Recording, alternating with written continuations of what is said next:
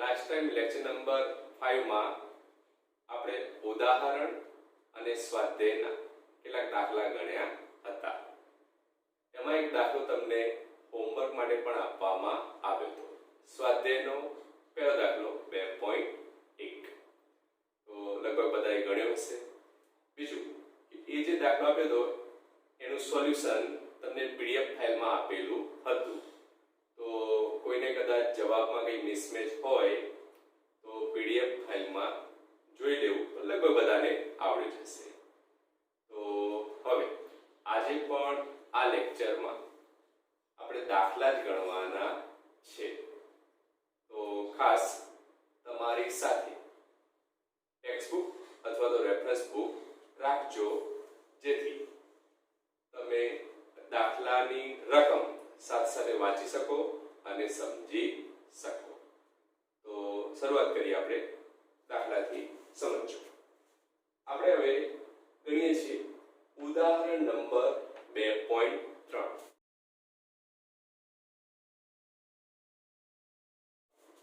ખાસ ઉદાહરણ નંબર 2.3. તો એની રકમ સમજવા માટે આપણને અહીંયા બે આકૃતિ આપેલી છે. એક આકૃતિમાં કેન્દ્ર પર આપણે એવું કીધું કે ધન વિદ્યુત ભાર છે, ત્યારે બીજી આકૃતિમાં તમને કેન્દ્રમાં આપેલું છે ઋણ વિદ્યુત ભાર. હવે ચેપ્ટર 1 માં તમે ભણી ચૂક્યા છો વિદ્યુત ક્ષેત્ર રેખાઓ વિશે. તો કેન્દ્રમાં જો ધન વિદ્યુત ભાર હોય તો ક્ષેત્ર રેખાઓ કઈ તરફ હોય? બહાર તરફ. એટલે અહીં આપણે એરો દર્શાવ્યા છે બહાર તરફ. જ્યારે કેન્દ્ર પર હોય ઋણ વિદ્યુત ભાર તો આપણે કહી શકીએ કે ક્ષેત્ર રેખાઓ અંદર તરફ હોય, એટલે આપણે એરો બધા અંદર તરફ દર્શાવેલા છે. હવે સમજો, રકમ એક આવી રીતે છે. આકૃતિ A અને B, અને આપણે A કહી દઈએ ફિગર A અને કહી દઈએ આપણે ફિગર B. આકૃતિ A અને B અનુક્રમે ધન અને ઋણ વિદ્યુત ભારોની ક્ષેત્ર રેખાઓ દર્શાવે છે. આપણે વિદ્યુત ક્ષેત્ર રેખાઓ દર્શાવેલી છે. હવે એમાં તમને A B C D E 5 મુદ્દા આપેલા છે. તો 5 મુદ્દા આપણે વારાફરતી વાંચતા જઈએ અને સમજતા જઈએ. વાત કરીએ આપણે પહેલા મુદ્દા વિશે. Option A. ઓપ્શન A માં તમને કીધું છે સ્થિતિમાન તફાવત. સ્થિતિમાન તફાવત એટલે આપણે કીધું છે VP માઈનસ VQ. તમને લખ્યું છે કે સ્થિતિમાન તફાવત VP માઈનસ VQ અને VB માઈનસ VA ના ચિહ્ન જણાવો.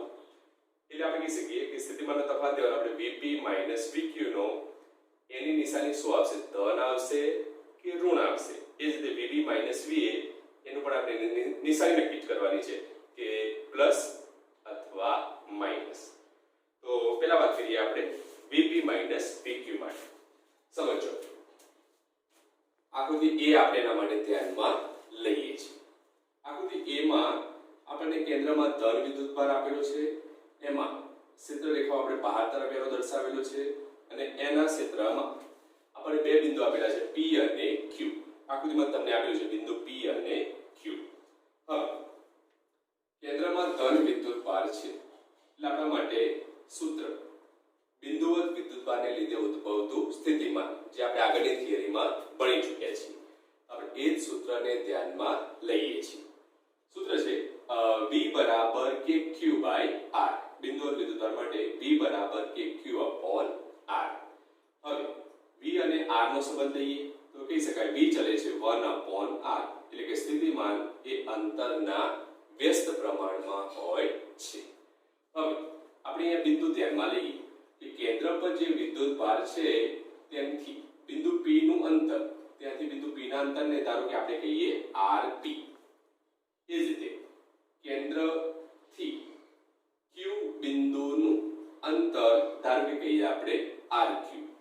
તો RP અને RQ એ અનુક્રમે કેન્દ્ર પર જે ધન વિદ્યુત ભાર રહેલો છે તેનાથી જે તે બિંદુના અંતર દર્શાવેલા છે. હવે આ સ્થિતિમાં આપણે આકૃતિ પરથી જ કહી શકીએ કે RP લેસ ધેન RQ. કેન્દ્રથી Q બિંદુ દૂર છે એટલે એનું અંતર કેવું થશે? વધારે.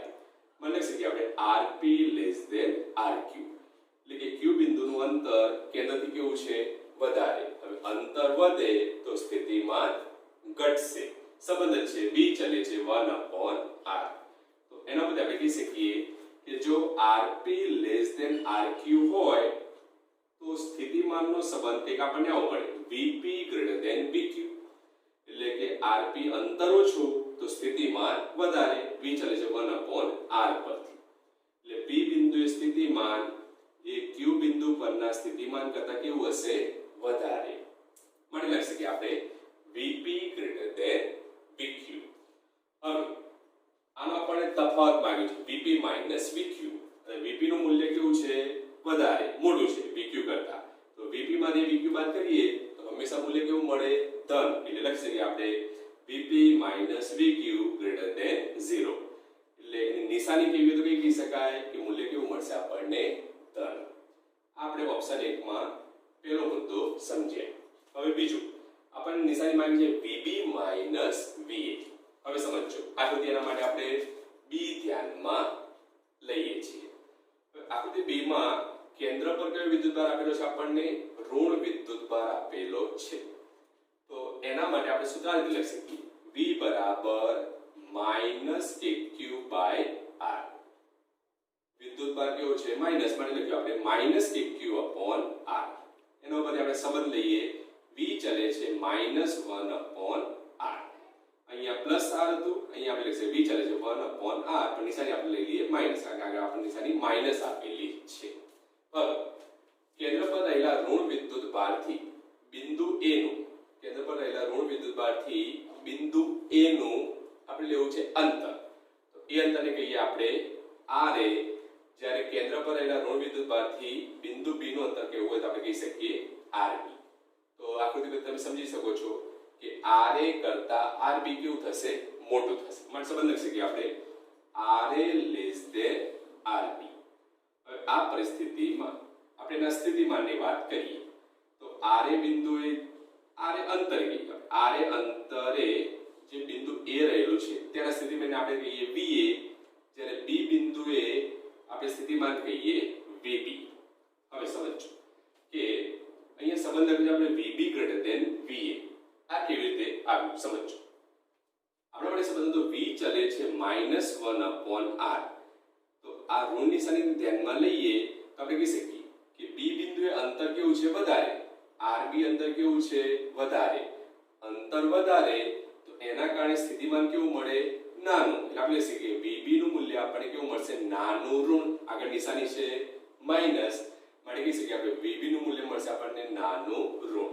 એ જ રીતે vb કહીએ આપણે નાનું ઋણ પણ મૂલ્યમાં કેવું કહેવાય વધારે, નાનું ઋણ પણ મૂલ્યમાં કેવું હોય તો કેવું કહેવાશે વધારે. એ જ રીતે ra જે અંતર છે એ rb ના સાપેક્ષમાં કેવું છે નાનું, ra નું અંતર કેવું છે નાનું, તો એના કારણે સ્થિતિમાનનું મૂલ્ય કેવું મળે મોટું ઋણ અથવા તો વધારે ઋણ. માટે કહી શકીએ આપણે va કહેવાશે મોટું ઋણ અથવા તો વધારે ઋણ. હવે મોટું ઋણ હોય તો એને આપણે મૂલ્યમાં કેવું હોય તો કેવું કહેવાય ઓછું. અહીંયા નાનું ઋણ vb નાનું ઋણ એટલે મૂલ્યમાં વધારે, જ્યારે va મોટું ઋણ તો મૂલ્યમાં કેવું ઓછું. કારણ કે અહીંયા નિશાની આપણા માટે છે v ચલે છે -1/r. ઋણ નિશાનીને કારણે આપણે અહીંયા સમજીએ કોઈ કન્ફ્યુઝન થાય નહીં. ક્લિયરલી નાનું ઋણ એટલે મૂલ્યમાં કેવું કહેવાય વધારે, મોટું ઋણ એટલે મૂલ્યમાં કેવું કહેવાય ઓછું. તો ra લેસ ધેન rb અંતર માટે આપણે જો સ્થિતિમાનની વાત કરીએ તો સ્થિતિમાનનો સંબંધ મળશે vb ગ્રેટર ધેન va. હવે આપણને તફાવત માંગે છે vb માઈનસ va. તો આપણે કહી શકીએ vb માઈનસ va. vb નું મૂલ્ય કેવું છે મોટું, એમાંથી તમે va ને બાદ કરો તો મૂલ્ય ઓલવેઝ કેવું મળવાનું ધન, એટલે આપણે કહી શકીએ vb minus va greater than 0. એટલે કે vb માઈનસ va નો તફાવતની નિશાની આપણે કેવી રીતે કહી શકાય ધન હોય છે. આ વાત કરીએ આપણે ઓપ્શન a માટે. ઓપ્શન b સમજો. ઓપ્શન b માં તમને આવું કીધું છે એક નાના ઋણ વિદ્યુત ભારની q અને p તથા a અને b વચ્ચેની સ્થિતિ ઊર્જાના તફાવતના ચિહ્ન જણાવો. હવે પહેલા આપણે આકૃતિ એ ધ્યાનમાં લઈએ. એક નાનો ઋણ વિદ્યુતભાર એને આપણે Q અને P, એટલે આપણે નાનો ઋણ વિદ્યુતભાર ધારો કે શરૂઆતમાં બિંદુ Q ઉપર ધ્યાનમાં લઈએ. હવે આ પરિસ્થિતિમાં વિદ્યુત ક્ષેત્રમાં કેન્દ્ર પર આપણે કયો વિદ્યુતભાર ધ્યાનમાં લીધો છે? ધન વિદ્યુતભાર પ્લસ Q. હવે એના ક્ષેત્રમાં આપણે વિદ્યુતભાર કયો ધ્યાનમાં લઈએ? Minus Q. હવે માઈનસ Q વિદ્યુતભારને જ્યારે તમે Q બિંદુએ રાખશો તો એ આપમેળે જ આવશે, પોતે જ આવશે, કારણ કે કેન્દ્ર પર છે ધન વિદ્યુતભાર, આ છે નાનો ઋણ વિદ્યુતભાર. એટલે નાનો ઋણ વિદ્યુતભાર છે એ કેન્દ્ર તરફ આકર્ષાશે, એટલે એને લઈ જવા માટે આપણે કોઈ બાહ્ય બળ આપવું પડશે નહીં. એ આપમેળે આ દિશામાં ગતિ કરશે. એટલે એની ઝડપ અથવા સ્પીડમાં શું થશે? વધારો. ઝડપ અથવા સ્પીડમાં વધારો થાય એટલે ગતિ ઊર્જામાં શું થાય? વધારો. ગતિ ઊર્જામાં વધારો થાય તો સ્થિતિ ઊર્જામાં શું થાય? ઘટાડો. ગતિ ઊર્જા વધે તો સ્થિતિ ઊર્જા શું થાય? ઘટે છે. તો આ પરિસ્થિતિમાં Q બિંદુ પાસે જે સ્થિતિ ઊર્જા હશે એના કરતા જ્યારે ઋણ વિદ્યુતભાર P બિંદુ પર આવે ત્યારે એની સ્થિતિ ઊર્જામાં શું થશે? ઘટાડો. ઘટાડો થાય એટલે આપણે લખી શકીએ UQ greater than UP. સંબંધ લખી શકીએ આપણે UQ greater than UP. એટલે Q બિંદુ સ્થિતિ ઊર્જા પ્રમાણમાં કેવી? વધારે. એની સાપેક્ષમાં P બિંદુ વિદ્યુતભાર પહોંચે, ઋણ વિદ્યુતભાર પહોંચે ત્યારે ઊર્જામાં શું થશે? ઘટાડો. હવે આપણે Q અને P બિંદુના સ્થિતિ ઊર્જાના ચિહ્નની વાત કરી છે તફાવત માટે.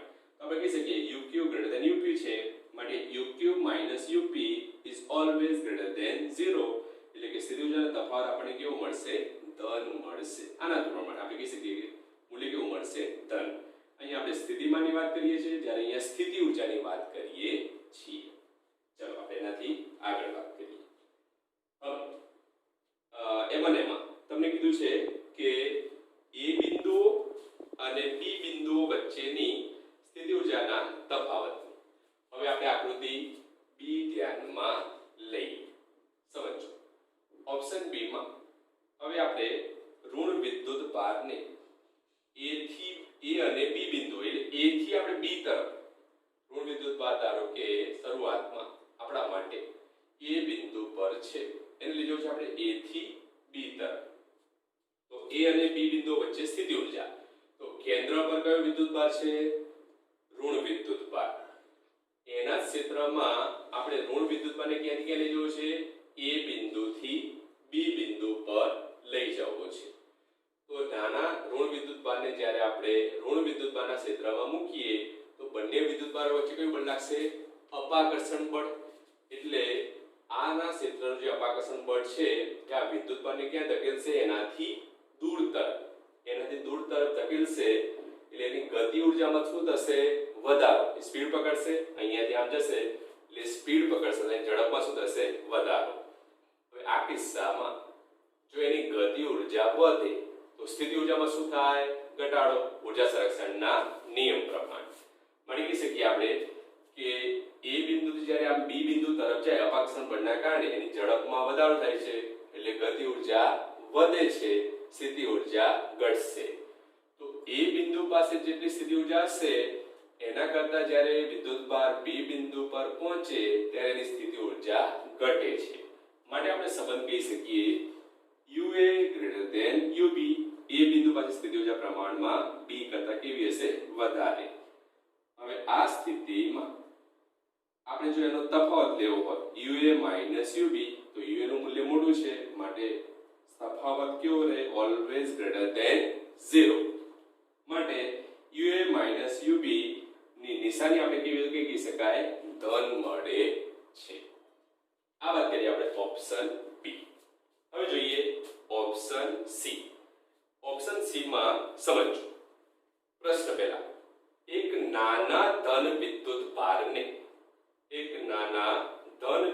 ભારને Q થી P પર લઈ જવામાં ક્ષેત્ર વડે થતા કાર્યનું ચિહ્ન જણાવો. Q થી P સમજો. અહીંયા આપણને એક ધન વિદ્યુત ભાર આપેલો છે બિંદુ Q પર. આ ધન વિદ્યુત ભારને આપણે Q થી P પર લઈ જવો છે. તો કેન્દ્રમાં પણ ધન વિદ્યુત ભાર છે, Q બિંદુએ પણ આપણે રાખીએ છીએ એક નાનો ધન વિદ્યુત ભાર. હવે એને આપણે ગતિ કરાવી છે Q થી P તરફ. Q થી P તરફ આપણે એને ગતિ કરાવી છે. તો બંને ધન વિદ્યુત ભારો છે એટલે વચ્ચે કયું બળ લાગશે? અપાકર્ષી વિદ્યુત બળ. અપાકર્ષી વિદ્યુત બળ એ જે નાના ધન વિદ્યુત ભારને આપણે ગતિ કરાવી છે એને વિરોધ કરશે એટલે એને પાછળની તરફ ધકેલશે અપાકર્ષી બળ. એટલે કેન્દ્રમાં જે ધન વિદ્યુત ભાર છે એનું વિદ્યુત ક્ષેત્ર એનો શું કરે છે? વિરોધ. તો આ પ્લસ Q વિદ્યુત ભારને આપણે Q બિંદુથી P બિંદુ પર લાવવો હોય તેના માટે બાહ્ય બળ આપણે આ દિશામાં આપીએ. બાહ્ય બળ આપીશું આપણે આ દિશામાં. જ્યારે કેન્દ્ર પર રહેલા ધન વિદ્યુત ભારના કારણે એનું વિદ્યુત ક્ષેત્રના કારણે જે બળ લાગે એ વિદ્યુત ભારને પોતાનાથી દૂર ધકેલશે. એટલે બાહ્ય બળ અને અપાકર્ષી વિદ્યુત બળ બંને કેવા? પરસ્પર વિરુદ્ધ. માટે આ કિસ્સામાં આપણે કહી શકીએ કે વિદ્યુત ક્ષેત્ર વડે જે કાર્ય થાય, બાહ્ય બળ લાગે અને વિદ્યુત ક્ષેત્ર, તો આપણે એમ કહી શકીએ કે બાહ્ય બળ આ દિશામાં લાગે છે, જ્યારે કેન્દ્ર પર રહેલા વિદ્યુત ભારના કારણે એનું વિદ્યુત ક્ષેત્રના કારણે જે બળ લાગે એનાથી કઈ દિશામાં લાગે છે? વિરુદ્ધ દિશામાં. એટલે વિદ્યુત ક્ષેત્ર વડે જે કાર્ય થાય એ બાહ્ય બળની કેવું હોય? વિરુદ્ધ. માટેની નિશાની આપણે શું કહી શકીએ? ઋણ. તો આપણે કહી શકીએ એક નાના ધન વિદ્યુત ભારને Q થી P પર લઈ જવામાં બાહ્ય બળને વિદ્યુત ક્ષેત્રની વિરુદ્ધમાં, બાહ્ય બળ આ દિશામાં ત્યારે વિદ્યુત ક્ષેત્ર આ દિશામાં, એટલે વિદ્યુત ક્ષેત્રની વિરુદ્ધમાં કાર્ય કરવું પડે. તેથી વિદ્યુત ક્ષેત્રએ કરેલું કાર્ય કેવું કહેવાય? ઋણ છે એમ કહી શકીએ. માટે આપણે કહી શકીએ કે વિદ્યુત ક્ષેત્ર વડે કરેલું કાર્ય કેવું? ઋણ. પણ જો પ્રશ્નમાં આવું પૂછાય વિદ્યુત ક્ષેત્ર પર થતું કાર્ય, તો વિદ્યુત ક્ષેત્ર પર થતું કાર્ય શું કહેવાય? ધન. વિદ્યુત ક્ષેત્ર પર થતું કાર્ય ધન, પણ વિદ્યુત ક્ષેત્ર વડે કરેલું કાર્ય શું કહેવાશે? ઋણ. ખાસ સમજો, ભૂલ થાય નહીં. હવે આગળ ઓપ્શન ડી. ઓપ્શન ડી માં તમને કીધું છે કે નાના ઋણ વિદ્યુત ભારને આપણે B થી A પર લઈ જવામાં બાહ્ય બળ વડે થતા કાર્યનું ચિહ્ન જણાવો. હવે સમજો, એક નાનો ઋણ વિદ્યુત ભારની આપણે વાત કરી. તો નાના ઋણ વિદ્યુત ભાર આપણે ક્યાંથી ક્યાં લઈ જવો છે? B બિંદુથી A બિંદુ પર લઈ જવો છે. તો ઋણ વિદ્યુત ભાર શરૂઆતમાં કયા બિંદુએ છે? શરૂઆતમાં આપણે કહી શકીએ B બિંદુ પર છે. B બિંદુ પર આપણને ઋણ વિદ્યુત ભાર આપેલો છે, એને આપણે લઈ જવો છે A બિંદુ પર. તો કેન્દ્રમાં કયો વિદ્યુત ભાર છે? ઋણ વિદ્યુત ભાર. જે વિદ્યુત ભાર આપણે લઈ જવો છે એ પણ કેવો છે? ઋણ. બંને વચ્ચે કયું બળ લાગશે? અપાકર્ષી વિદ્યુત બળ. એટલે અપાકર્ષી વિદ્યુત બળની વિરુદ્ધમાં B બિંદુએ જે -Q વિદ્યુત ભાર રહેલો છે એના ઉપર આપણે શું લગાડવું પડે? બાહ્ય બળ. તો બાહ્ય બળ આપણે લગાવીશું B થી A તરફ. તો બાહ્ય બળ વડે થતું કાર્ય આપણે કહી શકીએ ધન. સમજો, -Q વિદ્યુત ભાર શરૂઆતમાં કયો બિંદુ છે? B બિંદુ પર. કેન્દ્રમાં કયો વિદ્યુત ભાર છે? ઋણ વિદ્યુત ભાર. બંને વચ્ચે કયું બળ લાગે? અપાકર્ષી બળ. અપાકર્ષી બળની વિરુદ્ધમાં આપણે બાહ્ય બળ આપીને ઋણ વિદ્યુત ભારને ક્યાંથી ક્યાં? B થી A પર લઈ જવો છે. તો બાહ્ય બળ વડે થતું કાર્ય હંમેશા કેવું આવશે? ધન હોય છે એમ આપણે કહી શકીએ. Option E. B થી A પર જવામાં નાના ઋણ વિદ્યુત ભારની ગતિ ઊર્જા વધે કે ઘટે? સમજો, B થી A પર જવામાં નાના ઋણ વિદ્યુત ભારની ગતિ ઊર્જા વધે કે ઘટે? હવે નાનો ઋણ વિદ્યુત ભાર ઓપ્શન E. નાનો ઋણ વિદ્યુત ભાર B પર છે, એને લઈ જવો છે આપણે A પર. B પરથી ક્યાં લઈ જવો છે? A પર. તો ગતિ ઊર્જા વધે કે ઘટે એ આપણે કહેવાનું છે. તો સમજો કે ઋણ વિદ્યુત ભાર છે એને આપણે ઋણ વિદ્યુત ભારના ક્ષેત્રમાં લઈ જવાનો છે B પરથી A પર. તો બંને ઋણ વિદ્યુત ભારો વચ્ચે કયું બળ લાગશે? અપાકર્ષી વિદ્યુત બળ. અપાકર્ષી વિદ્યુત બળ જે નાનો ઋણ વિદ્યુત ભાર છે એને ક્યાં ધકેલશે? પોતાનાથી દૂર ધકેલશે. તો આપણે લઈ જવો છે આ દિશામાં, પણ અપાકર્ષી વિદ્યુત બળ એને ધકેલે છે આ દિશામાં, તો એની ઝડપ અથવા તો સ્પીડમાં શું થશે? ઘટાડો. એટલે એનો વેગ શું થાય? ઘટે. અપાકર્ષી બળ લાગશે એટલે એને આપણે તમે બાહ્ય બળ દ્વારા આમ લઈ જાઓ છો, પણ અપાકર્ષી વિદ્યુત બળ એને પોતાનાથી દૂર ધકેલે છે એટલે એની ઝડપ અથવા તો વેગમાં શું થાય છે? ઘટાડો થાય છે. હવે વેગ ઘટે તો ગતિ ઊર્જા k. આપણે ગતિ ઊર્જાની વાત કરીએ તો ગતિ ઊર્જા k બરાબર તમે જાણો છો સૂત્ર k બરાબર 1/2 mv². તો વેગ ઘટે છે તો ગતિ ઊર્જા પણ શું થાય? ઘટે. માટે આપણે કહી શકીએ ઓપ્શન ઈ અહીંયા ગતિ ઊર્જામાં શું થશે? ઘટાડો થાય છે. ઓકે, તો આપણે વાત કરી ઉદાહરણ નંબર 2.3 જે ટોટલી થિયરિટિકલ છે એટલે એને ખાસ સમજો. એમાં વર્ણન જ છે. વર્ણન તમે વાંચશો તો જલ્દી ખ્યાલ આવશે નહીં, પણ આપણે જે વાત કરી એને બરાબર સમજો તો દાખલો ઈઝી છે. બાકી રેફરન્સ બુકમાં વાંચશો, ટેક્સ્ટ બુકમાં વાંચશો તો જલ્દી ખ્યાલ આવશે નહીં. એટલે ખાસ સમજો.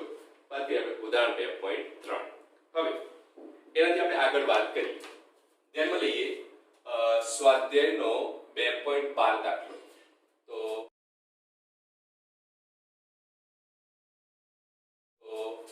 2.12 નો દાખલો. તો સ્વાધ્યાયનો 12મો દાખલો સમજો.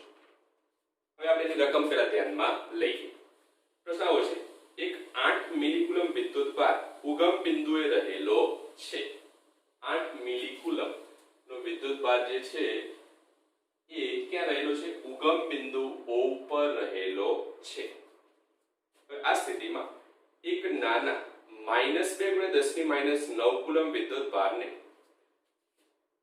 એક નાના વિદ્યુતભાર -2 × 10⁻9 કુલમ વિદ્યુતભારને P બિંદુ જેના અહીંયા આપણને આપેલા છે 003 સેન્ટીમીટર બિંદુથી R 069 સેન્ટીમીટર બિંદુએ થઈ Q બિંદુ યામ 0.4 સેન્ટીમીટર 0 બિંદુએ લાવવા માટે કરવું પડતું કાર્ય શોધો. ટૂંકમાં પ્રશ્ન આટલો છે, સમજો. ઉગમ બિંદુ O ઉપર 8 મિલીકુલમનો વિદ્યુતભાર રહેલો છે. આ સ્થિતિમાં કોઈ એક આપણે વિદ્યુતભાર ધ્યાનમાં લઈએ -2 × 10⁻9 કુલમ. આ વિદ્યુતભારને P બિંદુએથી લઈ જવાનો R બિંદુ પર, R બિંદુએ થઈને એને લાવવાનું છે Q બિંદુ પર. ત્યારે કરેલું કાર્ય આપણે શોધવાનું છે. તો અહીં આપણે વાત કરીએ છીએ વિદ્યુતભારની, એટલે કયું બળ આવશે? વિદ્યુત બળ. અને વિદ્યુત બળ કેવું બળ હતું? આપણે પહેલા વાત કરી સંરક્ષી બળ છે. સંરક્ષી બળ હોય એટલે તે ગતિમાર્ગ ઉપર આધાર રાખતું નથી, એટલે આપણે ગતિમાર્ગ ધ્યાનમાં લેવાનો નથી. આપણા માટે પ્રારંભિક બિંદુ કયું? P. અંતિમ બિંદુ કયું? Q. એટલે આપણે P અને Q બિંદુને ધ્યાનમાં લેવાના. R બિંદુ આપણા માટે કોઈ મહત્વ ધરાવતું નથી. તો આ સ્થિતિમાં આપણે કહી શકીએ કે ઉગમ બિંદુ પર વિદ્યુતભાર 8 મિલીકુલમ, અન્ય વિદ્યુતભાર આપણે આપેલો છે -2 × 10⁻9 કુલમ, એને P ઉપરથી R ઉપર થઈને આપણે લાવવાનો છે Q બિંદુ. હવે તો અહીંયા આપણે એના કાર્ટેશિયન યામક પદ્ધતિમાં બિંદુનું નામ આપી દઈએ. યામમાં x, y અને z. ઉગમ બિંદુ O થી P નું અંતર આપણે લીધું 003. zx છે એટલે આપણે 3 લઈએ આના ઉપર. અહીં આપણે સ્કેલમાં દર્શાવવાની કોઈ જરૂર નથી. આપણે આ લખી દઈએ 003. અહીંયા નામ આપી દઈએ R બિંદુ 069 એટલે કે y ઉપર આપણે કહીએ 6, ત્યારે z ઉપર કહી દઈએ 9. એ જ રીતે Q બિંદુ પર 040 y 0.4 સેન્ટીમીટર આપણે ધારો કે લઈ લઈએ છીએ. તો આકૃતિ પરથી આપણે એમ કહી શકીએ OP, O થી P. તો OP આપણે લઈ લઈએ P બિંદુ માટે અંતર નામ આપી દઈએ આપણે R, જે કેટલું છે 3 સેન્ટીમીટર. મીટરમાં કન્વર્ટ કરી નાખો 3 × 10⁻2. બીજું OQ આપણે લઈ લઈએ RQ, અને RQ આપણને આપેલું છે 4 સેન્ટીમીટર. મને લખી દે 4 × 10⁻2 મીટર. હવે આપણે કાર્ય ક્યાંથી ક્યાં વાત કરવાની? P બિંદુથી Q બિંદુ પર. એટલે કે વિદ્યુતભારને P થી Q પર લઈ જવા માટે કરવું પડતું કાર્ય. મને લખી આપણે કાર્ય WPQ બરાબર Q0 × ΔV. તો આ સ્થિતિમાનનું સૂત્ર જ આપણે જે વાત કરતા હતા એ જ V બરાબર W upon Q. તો એનો બદલે આપણે લખીએ W બરાબર VQ અથવા QV. W બરાબર QV અથવા PQ આપણે કહી શકીએ. તો WPQ બરાબર Q0 into delta V. લખી શકીએ આપણે આગળ Q0 ની જગ્યાએ Q0 delta V VQ minus VP અંતિમ માઈનસ પ્રારંભિક VQ minus VP. આગળ લખીએ WPQ બરાબર Q0 VQ. હવે બિંદુ વિદ્યુતભાર માટે આપણું સૂત્ર જ હતું હમણાં જ આપણે વાત કરી કે V બરાબર KQ by R. આપણે આ સૂત્રને ધ્યાનમાં લઈએ બિંદુ વિદ્યુતભાર માટે V બરાબર KQ upon R. તો Q0 બાર જેમ છે એમના એમ લખી દેવાના કૌંસમાં KQ upon RQ. VQ માટે ડિસ્ટન્સ લઈએ આપણે RQ એ જ રીતે માઈનસ VP માટે આપણે ડિસ્ટન્સ લઈ લઈએ RP. હવે આ જે કિંમતો છે એમાં આપણે કોમન લઈ લઈએ કે Q કોમન કાઢી લઈએ કે Q common into Q0 into bracket 1 upon RQ minus 1 upon RP. હવે આ સૂત્રમાં જે પણ કિંમતો છે એ બધી આપણી પાસે અહીંયા છે જ. આ બધી કિંમતોને મૂકી દો અને સાદરૂપ આપશો તો જવાબ મળશે 1.2 જૂલ કાર્ય. આ કાર્ય આપણે કોના માટે વાત કરી વિદ્યુતભારને P બિંદુથી Q બિંદુ પર લાવવા માટે કરવું પડતું કાર્ય. WPQ નો જવાબ મળ્યો આપણને 1.2 જૂલ. તો અહીંયા આપણે R બિંદુને ધ્યાનમાં લેતા નથી અને R બિંદુનો આપણે માટે અહીંયા કોઈ મહત્વ નથી. ચલો નેક્સ્ટ એક્ઝામ્પલ 9 દાખલો. સ્વાધ્યાયનો 13મો દાખલો 2.13 સમજો. રકમ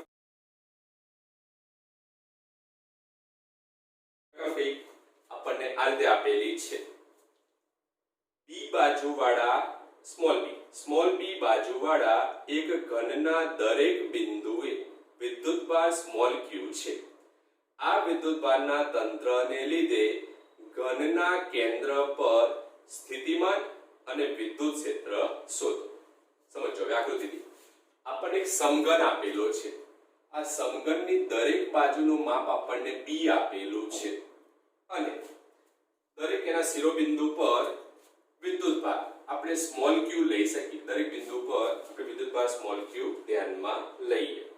આ પરિસ્થિતિમાં સમઘનનું કેન્દ્ર બિંદુ આપણે લઈએ O.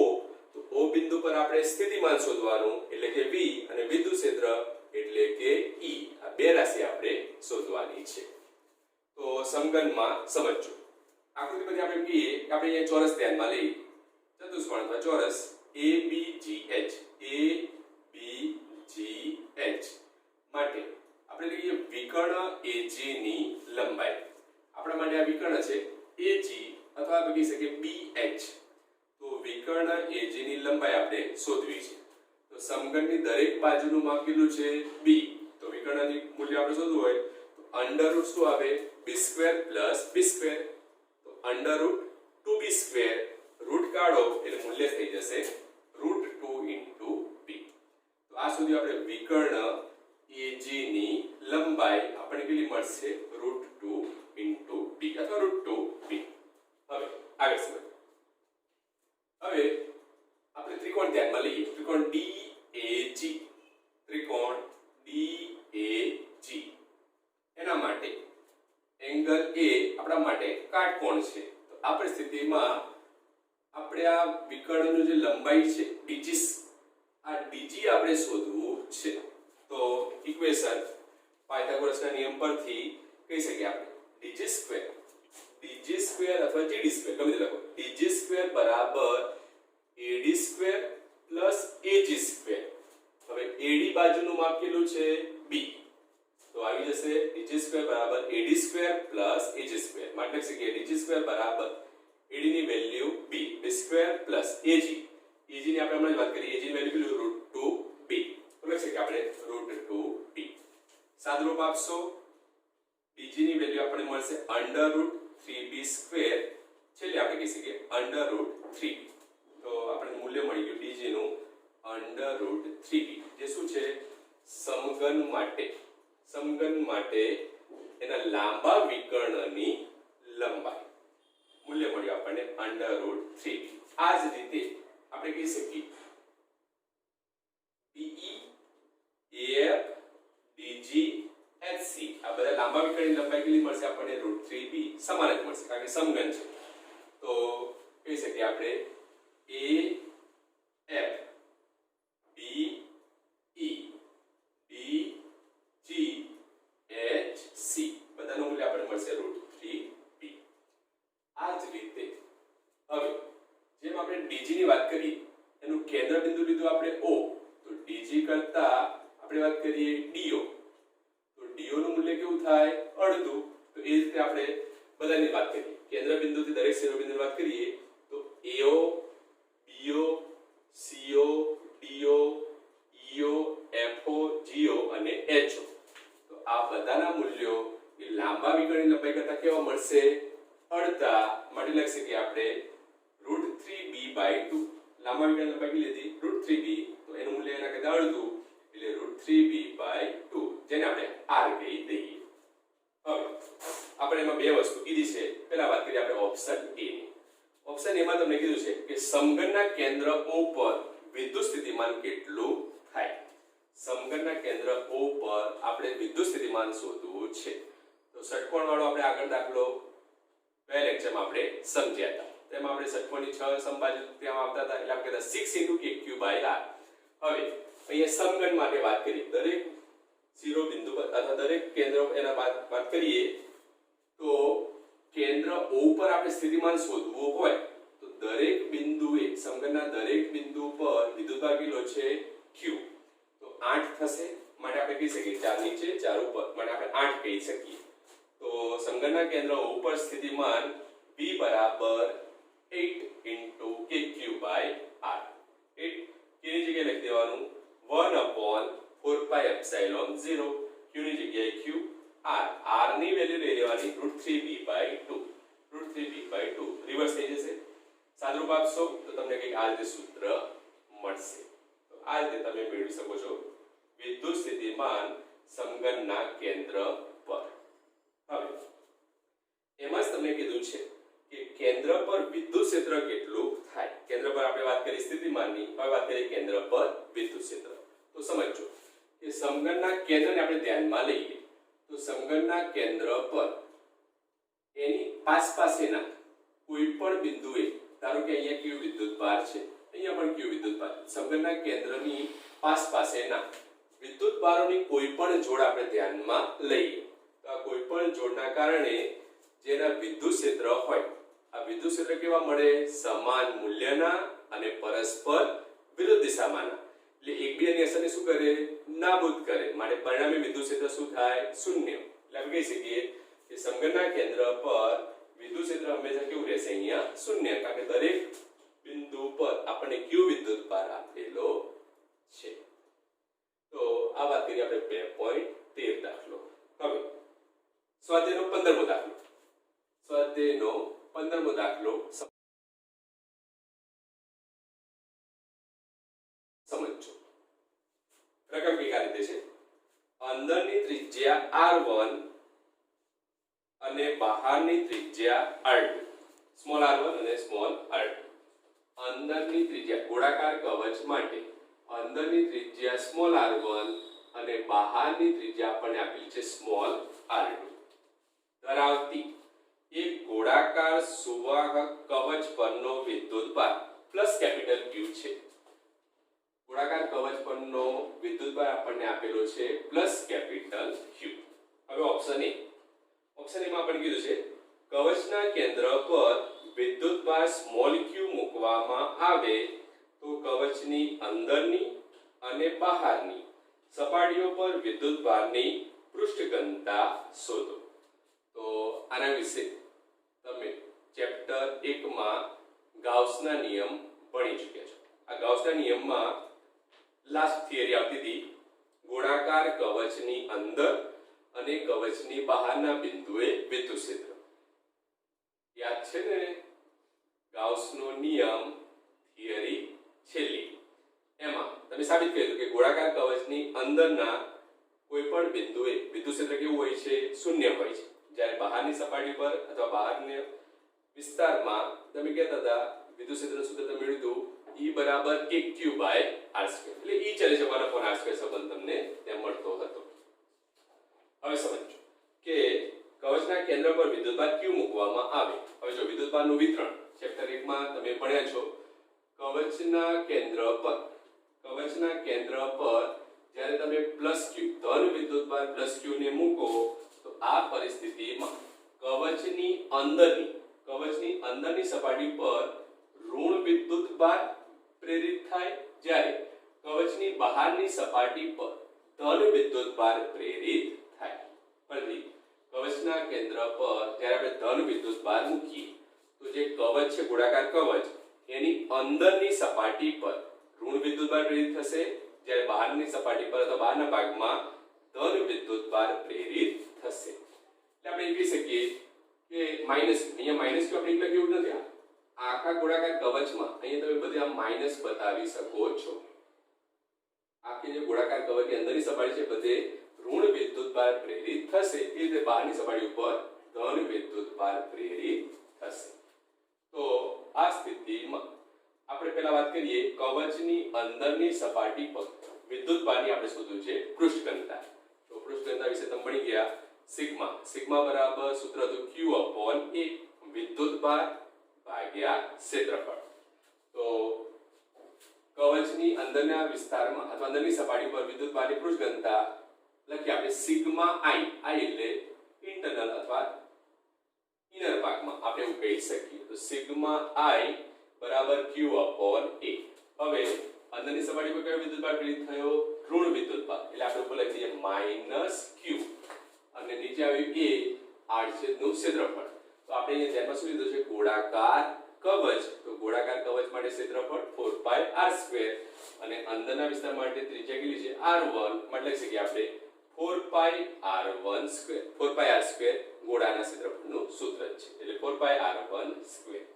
હવે કવચની બહારના વિસ્તારમાં અથવા બહારનો જે ભાગ છે સપાટી એનો પર વિદ્યુતભારની આપણે શોધી છે પૃષ્ઠઘનતા. તો આપણે પહેલા જ વાત કરી કે ગોળાકાર કવચના બહારના વિસ્તારમાં પહેલા કેટલો વિદ્યુતભાર હતો? +Q. જ્યારે કવચના કેન્દ્ર ઉપર આપણે +q વિદ્યુતભાર મૂક્યો એના કારણે અંદરની સપાટી પર કયો વિદ્યુતભાર પ્રેરિત થયો? -Q. બહારની સપાટી ઉપર +Q. તો બહારની સપાટી ઉપર કુલ વિદ્યુતભાર કેટલો થઈ ગયો? Q +q. તો હવે પૃષ્ઠઘનતાનું સૂત્ર આઉટસાઇડ સિગ્મા O અથવા આઉટસાઇડ કહીએ સિગ્મા O બરાબર Q/A. બહારની સપાટી પર કુલ વિદ્યુતભાર Q +Q. Q પહેલાથી હતો જ, પાછો હવે પ્રેરિત શું થયો? q માટે કુલ વિદ્યુતભાર કહી શકીએ આપણે +Q +q. Q +q આપણે કહી શકીએ. કુલ વિદ્યુતભાર થઈ ગયા આપણે Q +Q. જ્યારે ક્ષેત્રફળ બહારના જે કવચ છે એના માટે આપણે ત્રિજ્યા કેટલી લીધી? r2. એટલે છે કે ક્ષેત્રફળ 4πr². હવે એમાં બીજો ઓપ્શન B. જો કવચ ગોળાકાર ન હોય પણ ગમે તેવો અનિયમિત આકાર ધરાવતી હોય તો પણ બખોલ કે જેમાં કોઈ વિદ્યુતભાર નથી એની અંદરનું વિદ્યુત ક્ષેત્ર શૂન્ય છે. સમજો આપણે એક બખોલ ધ્યાનમાં લઈ ગોળાકાર કવચ એની અંદર આપણે બખોલ ધ્યાનમાં લઈ. હવે આ બખોલમાં આપણે એક બંધ ભાગ વિચારીએ. બખોલ લીધી, બખોલમાં એક બંધ ભાગ ધ્યાનમાં લઈ. જે બંધ ભાગ છે એ બંધ ભાગમાં ધારો કે આપણે કોઈ એક પરીક્ષણ વિદ્યુતભારને લઈ જવું છે. તો એની સપાટી પર પરીક્ષણ વિદ્યુતભારને લઈ જવા માટે આપણે કોઈ કાર્ય કરવું પડતું નથી, કારણ કે બખોલની અંદર કોઈ વિદ્યુત ક્ષેત્ર હોતું નથી. વિદ્યુત ક્ષેત્ર કેવું હોય છે? શૂન્ય.